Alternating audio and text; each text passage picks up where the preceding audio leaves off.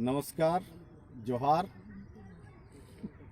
आज हम लोग इस कतरी का आंचल में जहाँ खड़े हैं उसका नाम ओझा बागान है, जो ये बेलंजाबाद को आकर के यहाँ टच करती है, झिझिपाड़ी बेलंजाबाद होते हुए, और इधर कलाली फाटक होते हुए मुख्य बाजार को जोड़ती है इस तरफ।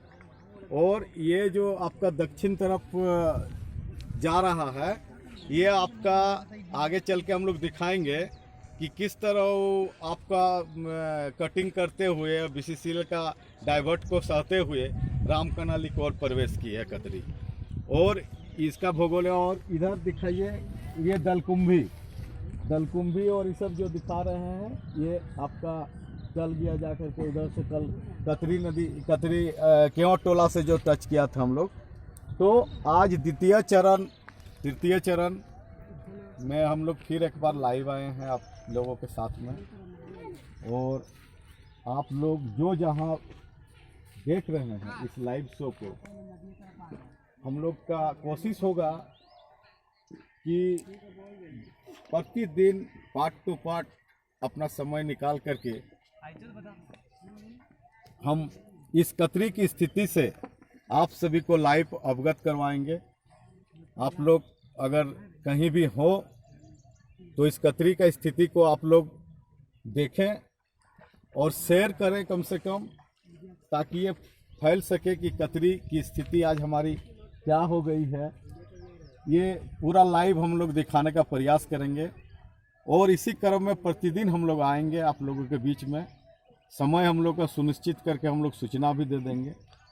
आज बहुत सारा कल का प्रोग्राम के बाद आप सभी दोस्तों का, मार्गदर्शक का और बहुत लोगों का प्रेरणा कमेंट्स आया है। आप लोग भी आज इस मिशन में तहे दिल से जुड़ना चाहते हैं, आप लोग का हम स्वागत करते हैं। कल मेरा भाई जो कभी छात्र जीवन में बराबर हमारे साथ हुआ करते थे, हंजला बिन हक जी, उन्होंने लाइव आकर के, उनसे बर्दाश्त नहीं हुई, लाइव आकर के उन्होंने एक संदेश दिया और इसमें बहुत सारे और लोग धीरे धीरे जुड़ते जा रहे हैं।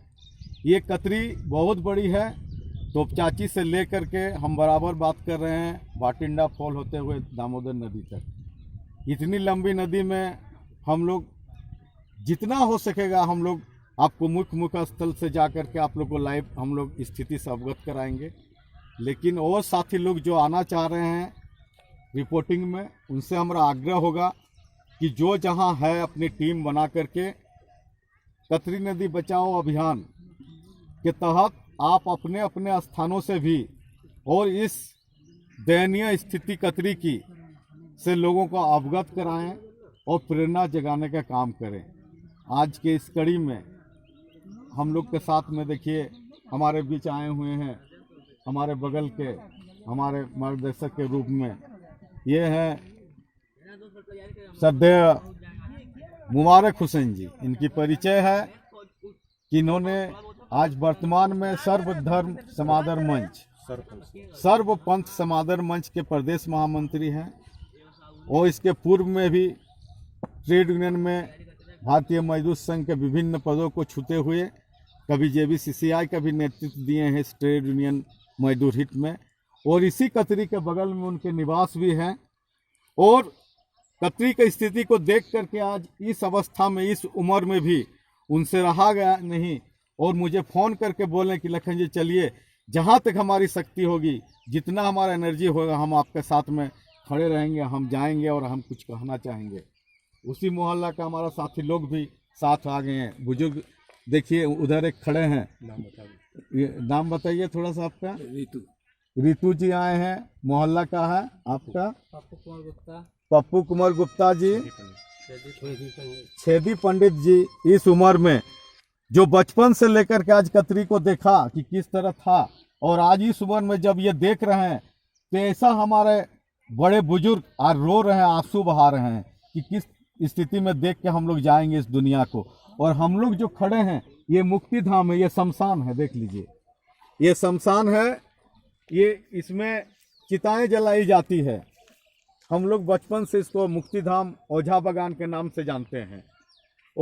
ये ओझा बागान बहुत और भी घना था, पेड़ पौधों से भरीपूर्ण था। आज ये खत्म हो चुका है थोड़ा सा टीला बचा हुआ है। ये जलकुंभी से पूरा नदी पटा हुआ है। माँ बहनें थोड़ी सी वहाँ पर पानी है जिसको अपना नहाने धोने का काम करते हैं और पता नहीं कितनी बीमारी लेकर के अपना घर चल जाते हैं। ये देखिए नदी की दयनीय स्थिति। हमारे कुछ नौजवान नहाने के लिए यहाँ पर आ जाते हैं ऑटो लेकर के और यहाँ पर बैठ कर के नहाते हैं। और ये ओझा बागान का आज ये रिपोर्टिंग है। और रिपोर्टिंग में हम लोग आप सभी का स्वागत कर रहे हैं। आप इधर देखिए कतरास के हमारे माननीय बड़े भाई तपन हल्दार जी, इस उम्र में जिनकी उम्र 70 के लगभग जा रहे हैं, लेकिन जो ये 70 साल में कतरी वो 10 साल में देखा था और जो आज देख रहा है उनसे रहा नहीं गया। और इस उम्र में भी आज ये हम लोग के साथ में आकर के इस कतरी बचाओ आंदोलन का नेतृत्व करने के लिए तैयार है। वो अपने बातों को भी रखेंगे। दो शब्द हम कहना चाहेंगे, बोलिए। मैं छोटे बचपन से ही देखते आया हूँ। इस नदी पे हम लोग खेलते थे बालू में। कतरास राजवाड़ी से हम इन्वॉल्व करते हैं। कतरास राजवाड़ी में हम रहते थे, अभी भी हैं वहीं पर। मेरा डेरा भी है। नीलगिरी मंदिर में हम डेली नहाने जाते हैं। वहाँ तो पानी का है ही नहीं है, जिसके चलते मैं 2 महीना से नहा नहीं पा रहा हूँ। मैं इतने ही कहकर मैं अपना वक्तव्य समाप्त करता हूँ। हम चाहेंगे भैया कि ये जो आंदोलन उठा है सभी का नज़र से, और आप लोग का भी इसमें शामिल होना, इस कतरी के बातों को आप 2 शब्द में थोड़ा सा बताएं। बहुत सारे लोग जुड़े हुए हैं और कुछ सुनना चाह रहे हैं, कुछ जानना चाह रहे हैं। नमस्कार, जय जोहार, झारखंड। ये आज जो हम लोग खड़े हैं कतरी नदी में, इसे मैं लगता है कि 1970 से मैं देख रहा हूँ। 1970 में जो स्थिति इस नदी का था आज एकदम ख़त्म हो गया। और ये नदी जो है, ये कतरी नदी अगल बगल के सारे गांव का एक यही स्रोत था और कोई पानी का साधन यहाँ नहीं था दूसरा। इसी से लोग नहाना पीछना सारे काम करते थे और सारा ये उसका जीवन दान था यहाँ के लोगों के लिए। लेकिन आज ये नदी जो है इतना विलुप्त होता जा रहा है, धीरे धीरे लगता है खत्म। जो स्थिति देख रहे हैं हम लोग, कितना खराब स्थिति में आ गया है। एक नाले के जैसा सारा गंदे पानी इसमें आ रहा है। अगर गंदे पानी को भी रोक देंगे कुछ यहाँ, फिर भी लोग इसका यूज अभी तक कर रहे हैं। भैया हम पूछना चाहेंगे आपसे कि नदी का जो चौड़ाई आप लोग देखे थे, क्या चौड़ाई में अतिक्रमण नहीं आई है? चौड़ाई में तो अतिक्रमण आया ही है। अब जैसे पहले बहुत और चौड़ा था, ये दीवार बनता गया, फिर मट्टी भरता गया और जो कचरा आकर के भरता गया। बचपन में आप इस नदी को किधर से जाते हुए देखे थे, थोड़ा याद करके बोलिए। बचपन में तो जा रहा था ये साइड से, बाद में इसको डाइवर्ट किया गया कुछ इस नदी को। एक बार ये डाइवर्ट कौन किया? बीसीएल किया। क्यों? वो उसकी खदान चलती है। खदान जो 5 नंबर चल रही है, 3 नंबर ना, उसको रोकने के लिए, पानी को रोकने के लिए इधर डैम बनाया गया। डैम बना दिया और इधर से घुमा दिया, इधर भरा गया, इसको फिर डाइवर्ट, ये ऐसे घूम के जाती थी। एक बार हमको याद है कि बाढ़ आया था, जो राम कनाली का रोड जा रही है ना, वहाँ से ये सड़क कर ऐसे गुजरता था। लेकिन बाद में एक बार पूरा पानी भर गया था, तो उसके बाद इसको डाइवर्ट किया, इधर डैम बनाया इधर और चेक डैम। तो नदी तो सिकुड़ गई, फिर पतला हो गया, यहाँ से पतला हो गया। उसी कारण जो चौड़ाई थी उसका पतला हो गया। ये सब किया हुआ है ये बीसीसीएल कंपनी। इसके आगे जब हम लोग अभी रिपोर्टिंग में जाएंगे तो आपको दिखाएंगे कि यहाँ से किस तरह कंपनी अपना नदी को सिकुड़वाते हुए और नदी किनारे से लेकर राम कनाली से होते हुए आगे किस तरह वो अतिक्रमण किए हैं, वो आपको दिखाएंगे हम लोग आगे। काफी सिकुड़ गया है नदी। पहले जो स्थिति था, ये सब बालू यहाँ रहता था, आज देखिए मिट्टी है। पहले बालू में आकर लोग रहते थे। पहले यहाँ से बालू से पानी निकाल के लोग पीते थे, यहाँ चूहा बना करके इसी का यूज करता था। पहले पीने का पानी भी नहीं था, आज ना जमुनिया आया है।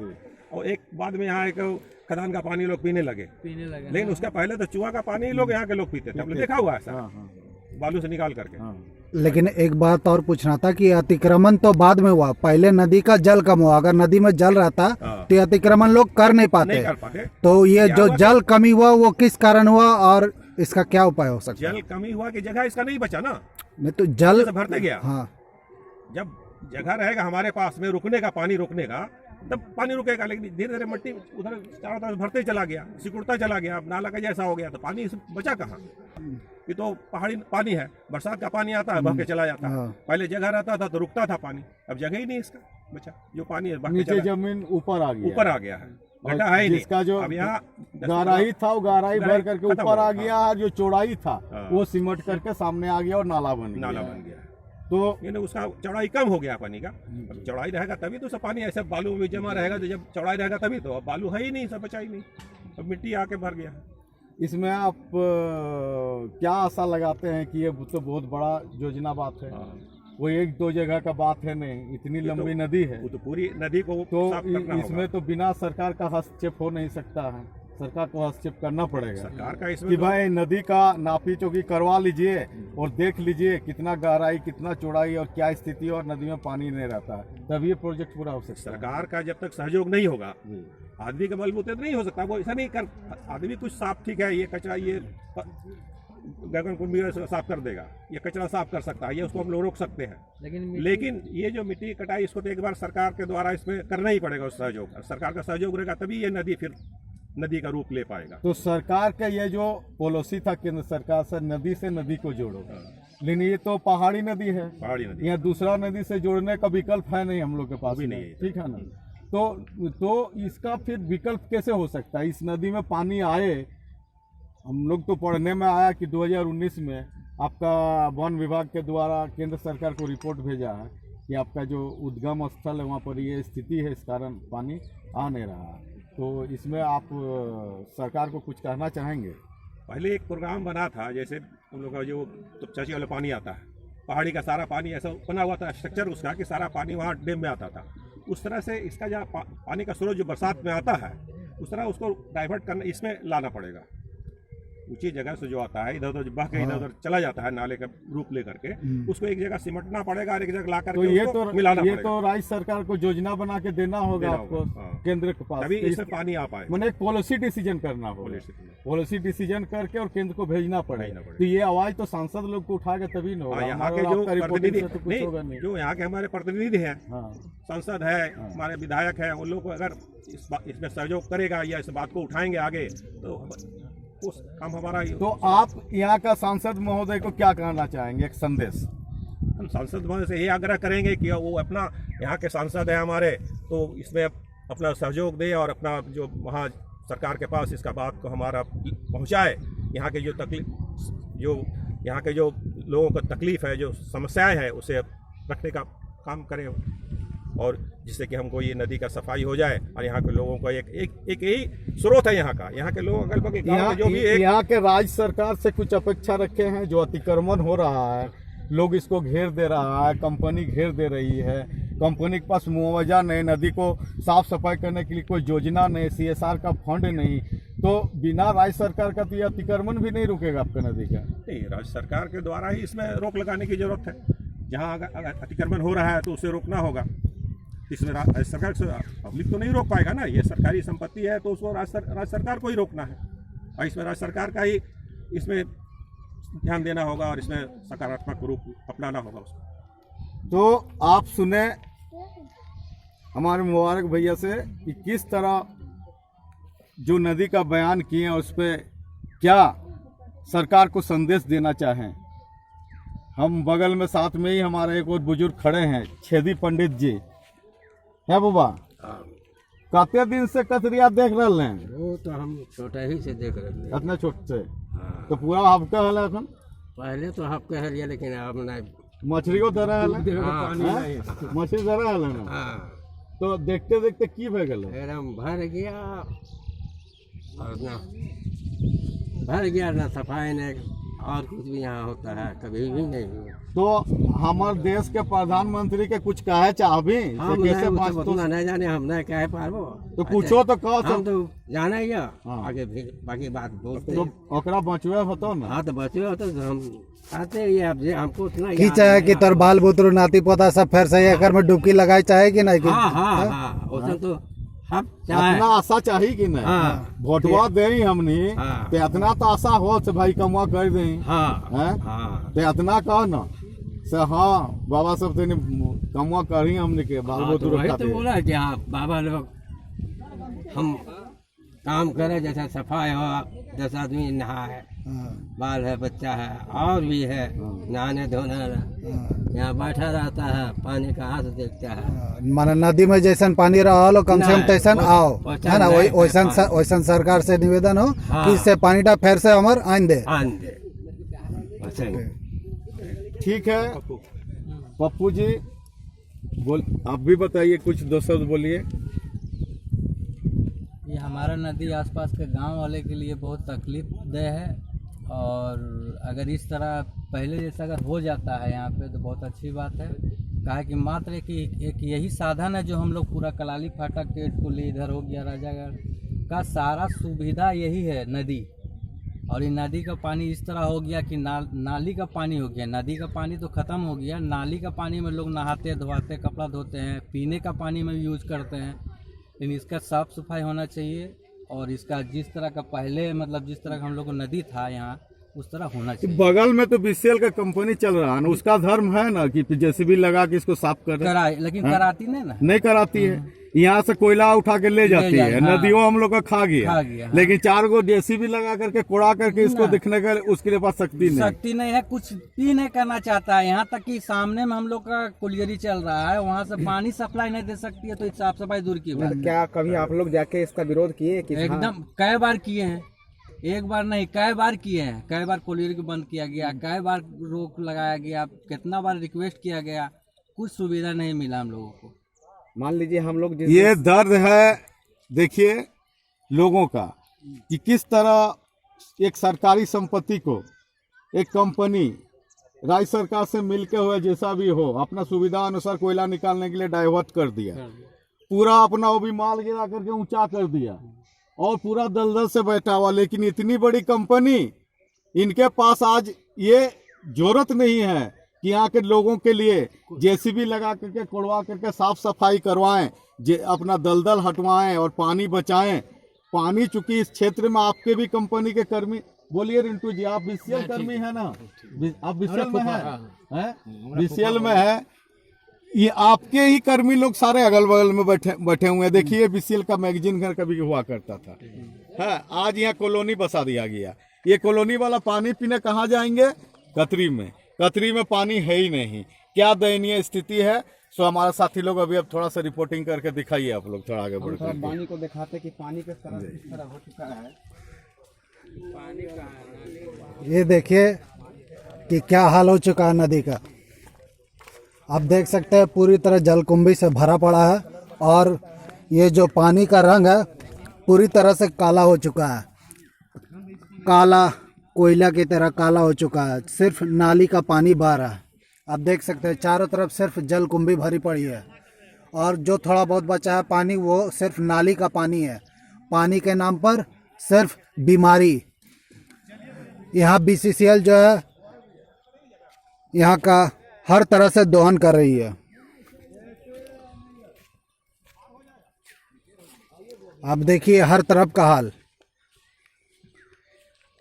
आप देख सकते हैं साथियों कि क्या हाल हो चुका है नदी का। ये देखिए लोग, इतना भी पानी नहीं है कि डुबकी लगा के नहा सके। मग लेकर के आ रहे हैं और उसी नली पानी को उठा करके और डाल के नहा रहे हैं। मजबूरी है, पानी नहीं है, जाए तो जाए कहाँ आदमी। पानी के लिए जो करना पड़े, है ना।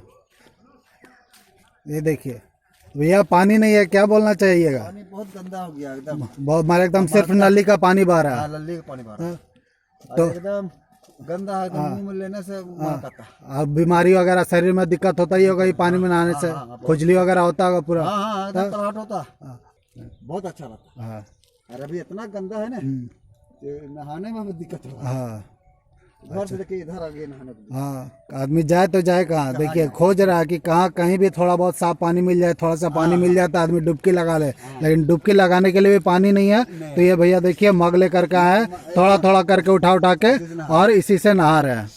तो सोचिए क्या हाल हो चुका है। अभी तो गर्मी आई भी नहीं है, कुछ दिन एक महीना के अंदर ये नाली भी सूख जाएगी। ये सूख जाएगा पूरा। हाँ पूरा सूख जाएगा ये।